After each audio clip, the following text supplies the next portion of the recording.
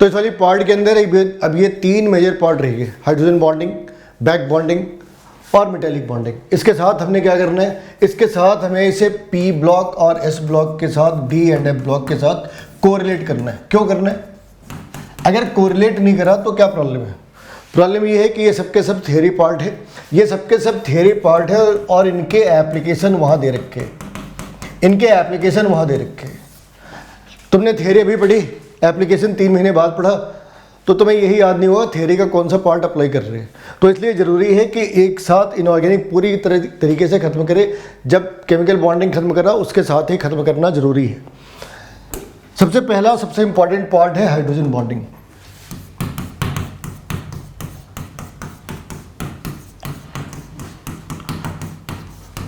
इसमें 2 बातों का ध्यान रखना है। पहली बात, हाइड्रोजन खुद कोई बॉन्ड नहीं बनाता। जो सबसे कमाल की बात है कि हाइड्रोजन कोई बॉन्ड तो बनाता ही नहीं। हाइड्रोजन के पास मोनोवेलेंट एटम है, और अगर हाइड्रोजन पहले से, सपोज अगर हमने HF का एग्जांपल लिया, HF का एग्जांपल लिया, सपोज अगर HF का एग्जांपल लिया, तो हाइड्रोजन तो पहले से ही बॉन्डेड है, यहाँ भी हाइड्रोजन पहले से बॉन्डेड है। तो हाइड्रोजन कोई बॉन्ड बनाएगा ये सोचना ही गलत है।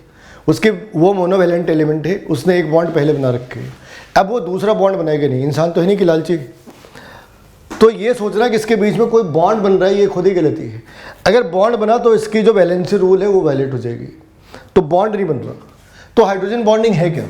It's a dipole dipole interaction, यानी pure electrostatic force of attraction है ये, डाइपोल डाइपोल अट्रैक्शन। यहाँ कोई इलेक्ट्रॉन शेयर नहीं हो रहा, इस बात का ध्यान रखना है। ना कोई इलेक्ट्रॉन शेयर हो रहा, ना ही कोई इलेक्ट्रॉन एक्सचेंज हो रहा। तो डाइपोल डाइपोल इंटरेक्शन बोला तो हमने क्या रूल आउट करा? हमने रूल आउट कर दिया there is no electron exchange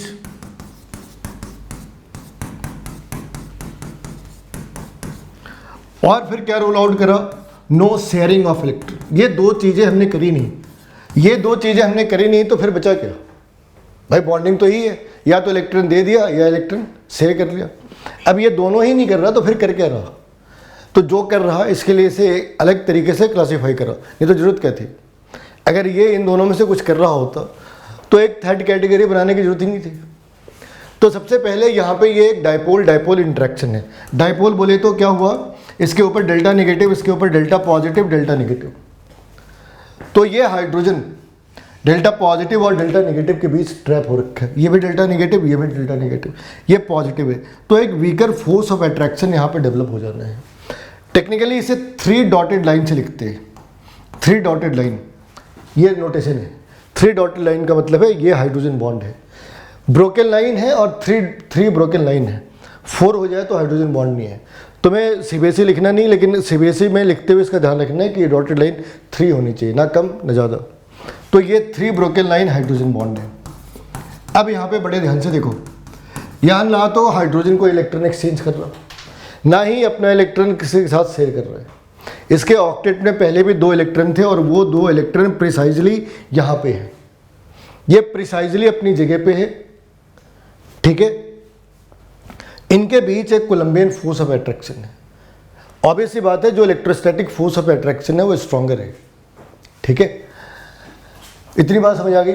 क्या क्या नहीं है भाई? इसने कोई इलेक्ट्रॉन शेयर नहीं करा, कोई इलेक्ट्रॉन एक्सचेंज नहीं करा, जो भी है वो pure electrostatic force of attraction है। ये कब हो रहा? जब एक हाइड्रोजन 2 डेल्टा नेगेटिव के बीच ट्रैप हो जाता। अब आते हैं इसके उस वाली पार्ट के अंदर जहां पे इसे डिफाइन कर रहे हैं। ये तो इसकी डेफिनेशन है कि ये एक डाइपोल डाइपोल इंटरेक्शन है। अब एक सवाल ये भी है कि क्या all dipole dipole interaction, dipole dipole interaction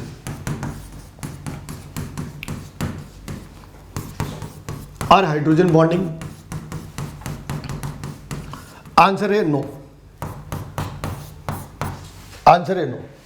all hydrogen bonding is a dipole dipole interaction, but all dipole dipole interaction is not hydrogen bonding. तो इसमें इसके बाद भी चीज़ें हो सकती है, जैसे डाइपोल डाइपोल जो इंटरेक्शन है वो HCl के अंदर भी है, लेकिन HCl कोई हाइड्रोजन बॉन्ड नहीं बना रही। यहाँ पे कोई हाइड्रोजन बॉन्ड नहीं है, यहाँ पे जो भी है वो डाइपोल डाइपोल इंटरेक्शन है। यहाँ पे भी 2 डाइपोल्स के बीच इंटरेक्शन है। लेकिन ये इंटरेक्शन इतना स्ट्रांग नहीं है कि हम इसे हाइड्रोजन बॉन्ड कह सके। तो हाइड्रोजन बॉन्ड में ये कह सकते हैं कि डाइपोल डाइपोल इंटरेक्शन है, और बाय डिफॉल्ट ये स्ट्रॉन्गेस्ट डाइपोल डाइपोल इंटरेक्शन है, ये स्ट्रॉन्गेस्ट डाइपोल डाइपोल इंटरेक्शन है। ठीक है, अब कौन से कंडीशन है जहां पे हाइड्रोजन बॉन्ड बन सकते हैं, कौन से कंडीशन है जहां पे हाइड्रोजन बॉन्ड बन सकता? तो टोटल 6 कंडीशन है जहां पे हाइड्रोजन बॉन्ड बन सकता। कौन से कंडीशन है भाई? When hydrogen is trapped between two electronegative, two most electronegative element, और यहां पे इस इलेक्ट्रोनेगेटिव एलिमेंट के साथ बिल्कुल प्रिसाइज्ड है कि वो फ्लोरीन, नाइट्रोजन और ऑक्सीजन ही है, किसी चौथे एलिमेंट के साथ ये फैसिलिटी अवेलेबल नहीं है। ठीक है, तो वो 6 कौन सी कंडीशन बन सकती है जहां पे हाइड्रोजन बॉन्ड बन सकता?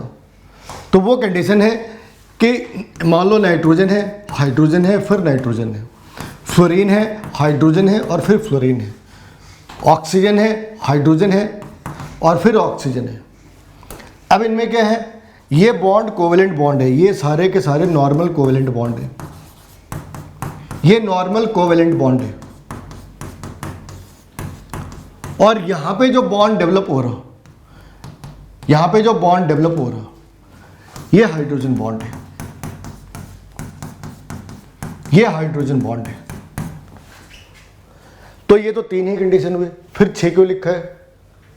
क्योंकि ये होमोन्यूक्लियर है, nitrogen nitrogen, fluorine fluorine, hydrogen oxygen oxygen.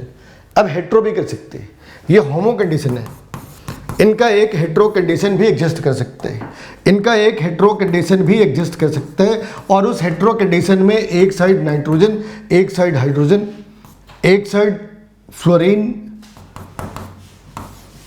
और एक साइड फ्लोरीन, हाइड्रोजन और नाइट्रोजन। अब यहां पे 3 कंडीशंस जनरेट हो गए,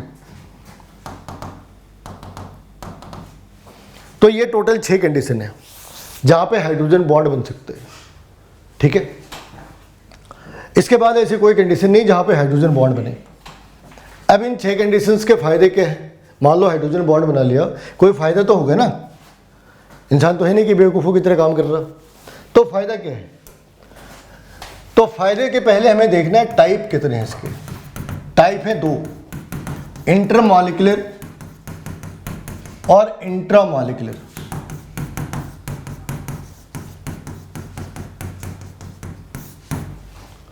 जैसे स्कूल में क्या है, विद इन सेक्शन कंपटीशन है तो क्या क्या लिखते थे, इंट्रा सेक्शन, और अगर अलग अलग सेक्शन के बीच है तो इंटर सेक्शन। वैसे ही एक ही स्कूल में है तो इंटर स्कूल, अलग अलग स्कूल्स के अंदर है तो इंटर स्कूल। तो यहां भी है between 2 different atom molecules, 2 different molecules, और यहां पे है तो विद इन सेम मॉलिक्यूल।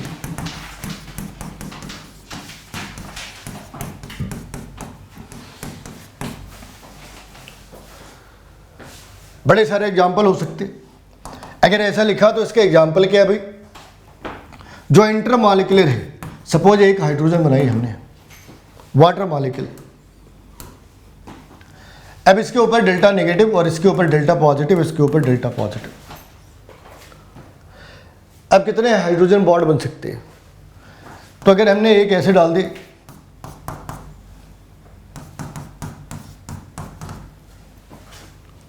ठीक है, अब यहां देखो, यहां पे डेल्टा नेगेटिव, यहां पे डेल्टा नेगेटिव। अब ऐसे कितने जगह हैं जहां पे हाइड्रोजन बॉन्ड बन सकते हैं? ये हाइड्रोजन इस ऑक्सीजन, ये जो हाइड्रोजन है इस ऑक्सीजन और इस ऑक्सीजन के बीच फंस गया। हमें क्या देखना है? एक हाइड्रोजन 2 इलेक्ट्रोनेगेटिव के बीच फंस जाए, तो ये फंस गया। अगर ये फंस गया तो एक हाइड्रोजन बॉन्ड बना लिए, और भी कहीं बन सकता। ये ऑक्सीजन इसके बीच ये हाइड्रोजन, ये ऑक्सीजन इसके बीच ये हाइड्रोजन। और बनाना चाहे तो ऐसा लिख सकते, बनेगा हाइड्रोजन बॉन्ड? बनेगा? कहाँ बनेगा? इनके बीच में। जोर से बोलो, जोर से बोलो। इनके बीच में बनेगा, है ना। लेकिन अगर हम थोड़ी देर के लिए फोकस कर लें तो यहाँ पे ऑक्सीजन के चारों तरफ कितने बॉन्ड हैं? 4। 2 कोवेलेंट बॉन्ड और 2 hydrogen bond. 2 covalent bond and 2 hydrogen bond. तो ये एक बहुत ही इंपॉर्टेंट सा सवाल है। ये एक बहुत ही इंपॉर्टेंट सा सवाल है कि अगर हमें वाटर में ऑक्सीजन की कोऑर्डिनेशन नंबर निकालने हो, वाटर के अंदर ऑक्सीजन की कोऑर्डिनेशन नंबर निकालनी हो, तो ऑक्सीजन की कोऑर्डिनेशन नंबर है 4। वाटर के अंदर ऑक्सीजन की कोऑर्डिनेशन नंबर है 4, जबकि ऑक्सीजन कितने बॉन्ड बना सकता है? 2। लेकिन ये एक एक्सेप्शनल कंडीशन है जहाँ पे टोटल बॉन्ड्स कितने? 4। 2 कोवेलेंट बॉन्ड जो नॉर्मल रूल्स पे है और 2 हाइड्रोजन बॉन्ड। तो टोटल बॉन्ड कितने हो गए? 4। तो अगर एग्जाम में आए कि पानी के अंदर ऑक्सीजन की कोऑर्डिनेशन नंबर कितनी है, तो आंसर 2 नहीं 4 है, क्योंकि 2 तो कोवेलेंट बॉन्ड है और 2 है ये आयनिक बॉन्ड। ठीक है, समझा रही बात? तो ये किसका एग्जाम्पल है? इंटर का या इंटर का? इंटर का, क्योंकि एक वाटर मॉलिक्यूल ये है, दूसरा ये है, तीसरा ये, चौथा ये। तो 4 वाटर मॉलिक्यूल के अंदर ये बॉन्ड दिखाएगा। तो ये है इंट्रामॉलिक्यूलर हाइड्रोजन बॉन्डिंग। अब इसका उल्टा भी हो सकता है, intramolecular hydrogen bonding. Intramolecular hydrogen bonding कैसे बना वो देखो। इसमें सबसे कॉमन सा एग्जांपल है ऑर्थो नाइट्रोफिनॉल। ऑर्थो नाइट्रोफिनॉल, ये ऑक्सीजन डबल बॉन्ड, ये ऑक्सीजन सिंगल बॉन्ड, और ये आ गया O और ये आ गया H। इसका नाम है ऑर्थो नाइट्रोफिनॉल। फिनॉल क्यों बोला? ये फिनॉल है, ये पूरा पार्ट फिनॉल है। और इस फिनॉल में ये ऑर्थो पोजीशन पे है। ऑर्थो पोजीशन कैसे है वहां देखो, ये अपना बेंजीन रिंग है। ऑर्थो मेटा पैरा के 2 मतलब होते हैं। अगर ऑर्थो वर्ड यूज करो तो वो या तो बेंजीन रिंग है या फिर रिंग डेरिवेटिव है। मतलब कहीं भी बेंजीन तो है ही है, बिना बेंजीन के हो नहीं सकता। ठीक है, तो जिस पोजीशन पे हमने लेना है उसको ब्लॉक करो, ए लिखा। अब यहाँ के बाद तुम देखो कि यहाँ के बाद कंडीशंस कितने हैं? 1 2 3 4 और 5। बड़े ध्यान से देखो तो first position left, first position right, ऐसा दिख रहा? First position left, first position right, left right, दिख रहा? Second position left, second position right, third position left, third position right, देखा? तो यहाँ पे देखो पार्ट पे, इस वाली पार्ट का नाम क्या है? ये अपना पार्ट, ये पार्ट है अपना ऑर्थो, ये पार्ट कौन से? मेटा। और ये पार्ट कौन से? पैरा। तो 2 मेटा 2 पैरा, 2 मेटा 2 ऑर्थो और 1 पैरा। ठीक है ना, पैरा एक ही होना है, मेटा 2 होने हैं। अब यहाँ पे देखो इस वाली केस में क्या हो रहा, इस वाली केस में क्या हो रहा वो देखो।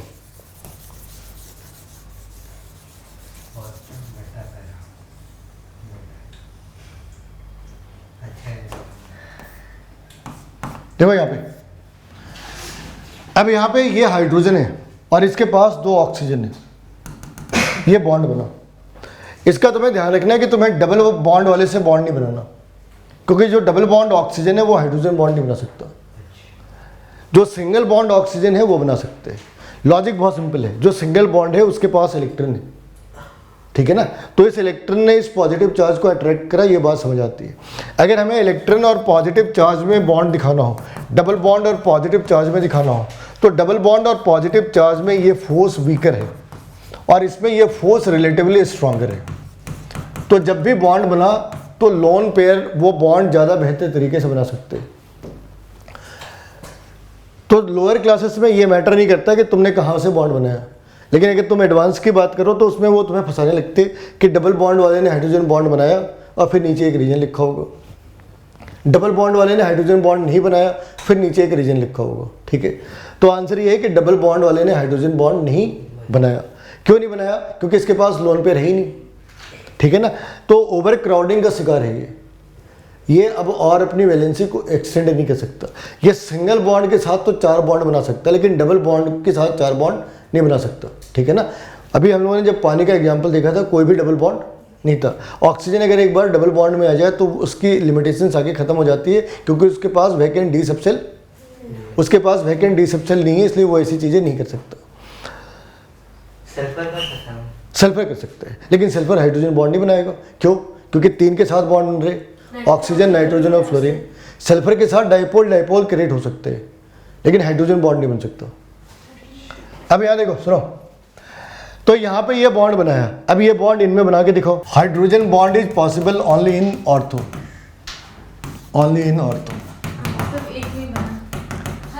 बाकी में नहीं बन सकते, पैरा और मेटा में नहीं बन सकता। लेकिन क्यों? आंसर है कि dipole is very very sensitive for the distance. Dipole is very very sensitive for the distance.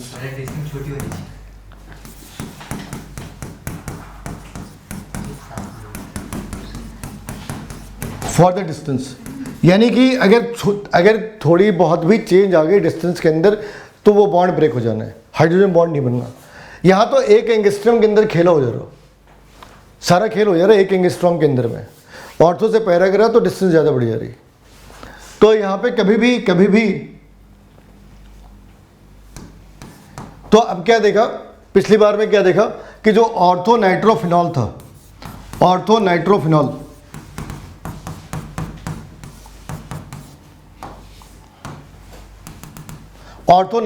इसमें क्या हुआ, देखो 2 तरीके का बॉन्डिंग है। लोग खड़े, एक ने इधर हाथ पकड़ा, एक ने इधर हाथ पकड़ा, ये क्या है, इंट्रामॉलिक्यूलर हाइड्रोजन बॉन्डिंग। एक आदमी ऐसे हाथ पकड़े खड़ा है, तो ये क्या है, इंट्रामॉलिक्यूलर हाइड्रोजन बॉन्डिंग। तो यहाँ देखो, यहाँ पे सब कुछ सही है, गलत है, शायद गलत लिखा है, इस लेक्चर गलत कर दिया। ऑर्थो नाइट्रोफिनॉल यही है, कुछ गड़बड़ तो नहीं है, देख लो। हाइड्रोजन बॉन्डिंग हमेशा कहाँ से होना था, डबल बॉन्ड से। अच्छा ठीक है, बच गए। तो डबल बॉन्ड से हाइड्रोजन बॉन्ड नहीं बनाना है, इसका हमेशा ध्यान रखना है, ठीक है ना। फ्लोरीन में बनेगा, एक्सेप्शन, फ्लोरीन ऐसा हो सकता है, फ्लोरीन में डबल बॉन्ड फ्लोरीन से बन सकता है hydrogen bond. Fluorine double bond बना ही नहीं सकता। हाँ ठीक है, ध्यान रहे।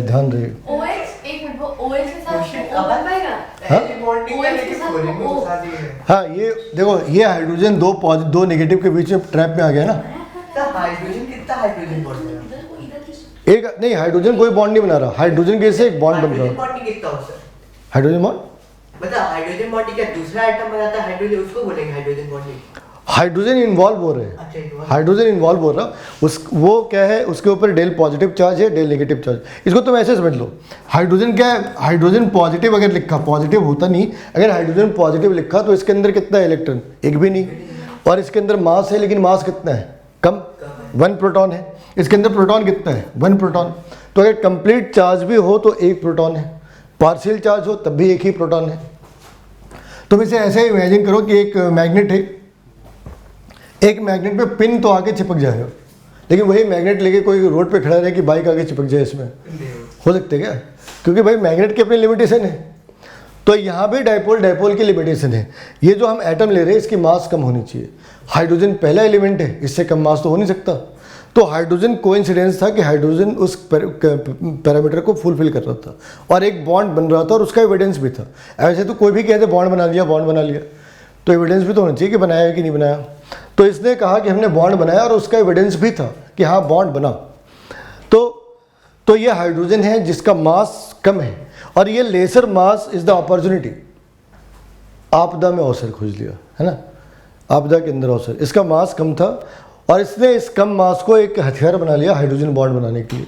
यही चीज़ हीलियम के पास अवेलेबल नहीं है, यही चीज़ लिथियम के पास अवेलेबल नहीं है। लिथियम भी तो उसी ग्रुप का है ना, तो लिथियम बना सकता था, लेकिन लिथियम नहीं बना सकता। क्यों? उसकी मास ज़्यादा है। ठीक है, समझ आ गई बात? ये S पॉजिटिव S नेगेटिव क्या है? S positive, delta positive. अब आगे देखो भाई, अब हमें ये देखना है कि इसका इम्पैक्ट क्या है, इसका इम्पैक्ट क्या है। तो ये जो इम्पैक्ट लिख रहे हैं ये सारे impact by default intermolecular hydrogen bonding के हैं। इंटरमॉलिक्यूलर हाइड्रोजन बॉन्डिंग, ठीक है ना, इंटरमॉलिक्यूलर हाइड्रोजन बॉन्डिंग के इम्पैक्ट है। And opposite is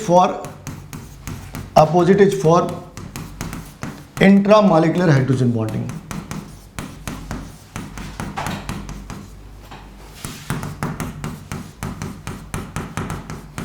intramolecular hydrogen bonding, opposite is for intramolecular hydrogen bonding.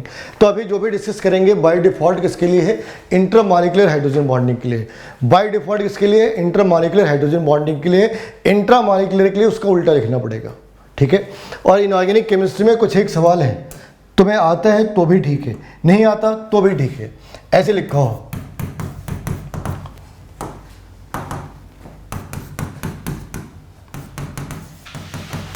Why A is liquid whereas B is gas?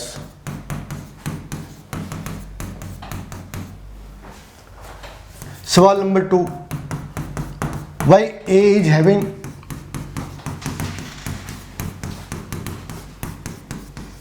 higher MP and BP than B?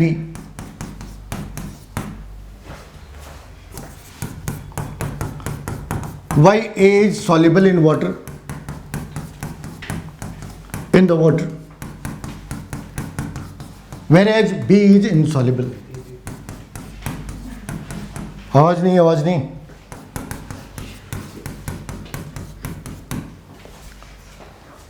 या फिर ऐसा लिखा हो,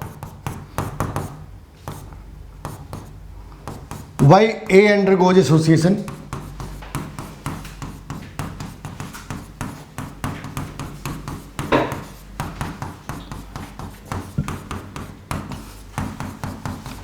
B cannot। अब इसमें जो सबसे बढ़िया सी बात क्या है ना, तुम्हें ये नहीं मालूम A क्या है, तुम्हें ये नहीं मालूम B क्या है, लेकिन आंसर पता है। क्या आंसर है? A can form hydrogen bonding, A can form hydrogen bonding whereas B cannot, whereas B cannot। बस A क्या है मालूम नहीं, B क्या है मालूम नहीं, आंसर मालूम है। क्या आंसर है? A can form hydrogen bonding, B can not form hydrogen bonding. लेकिन अगर हम इस A और B को एक्चुअल मॉलिक्यूल्स के साथ कन्वर्ट कर दें तो यहाँ पे लिखा होगा H2O is liquid whereas H2S is gas, है ना। A can form hydrogen bonding whereas B can not. यहाँ पे लिखा है A is having higher melting and boiling point than B, तो यहाँ पे A फॉर एल्कोहल कर दो और B फॉर ईथर कर दो। हाइड्रोजन बॉन्डिंग का मेल्टिंग पॉइंट है ना। अब यहाँ देखते हैं A is soluble in the water, तो यहाँ पे कुछ भी लिख दिया, एसिड लिख दिया, एसिड ऑर्गेनिक एसिड है ना, इज सॉल्युबल। वेयरएज B, तो B में बेंजीन लिख दिया, B for benzene. A undergoes association, acetic acid लिखा, बहुत ही कॉमन सा एग्जाम्पल है acetic acid. B can not undergoes, तो B में मीथेन लिख दिया या इथेन लिख दिया, जो दिल करे। एक बार इसे लिख लो, फिर इन सबको एक साथ डील करते हैं।